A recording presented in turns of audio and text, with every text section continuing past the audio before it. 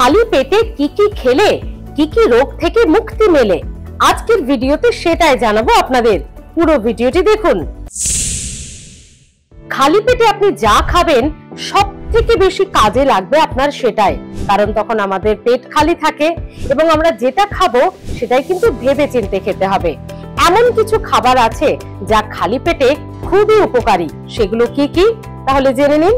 খালি পেটে লেবু জল খেলে ফ্যাটি লিভার হবে না। খালি পেটে মেথি জল খেলে ডায়াবেটিস হবে না। খালি পেটে আদা জল খেলে কোলেস্টেরল বাড়বে না।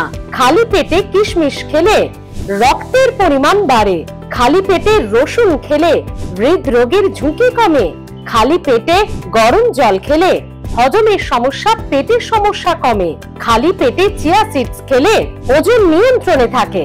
খালি পেটে আমন্ড বাদাম খেলে শরীর প্রয়োজনীয় পুষ্টি পায়। দেখলেন তো, আপনারা অনেকেই কমেন্ট করেন আমাকে যে আমি নাকি ভিডিও করি ভয় দেখানোর জন্য। দেখুন, এতগুলো ভালো কথা বললাম, কতজন মানবেন অবশ্যই জানাবেন। কিন্তু ভালো থাকুন, সুস্থ থাকুন, দেখতে থাকুন হেলথ প্লাস।